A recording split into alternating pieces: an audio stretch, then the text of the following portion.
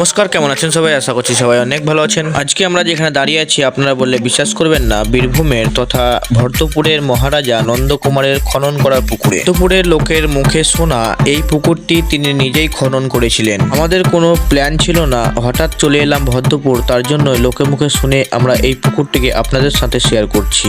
আর এখানে যেটা দেখছেন, এখানে আগে মহারাজা নন্দকুমার যুদ্ধ করত, যেখানে বোমা বারুদ রাখা হতো। রাজাদের আমলে এই জায়গাটি অনেকটাই বড় ছিল, কিন্তু যুগের পরিবর্তে জায়গাটা ছোট হয়ে এসছে।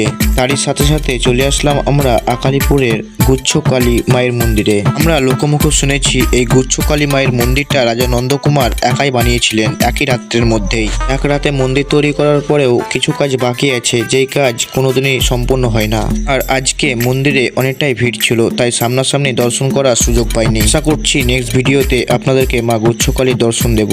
চ্যানেলটিকে সাবস্ক্রাইব করে আমাদের পাশে থাকবেন। দেখা হচ্ছে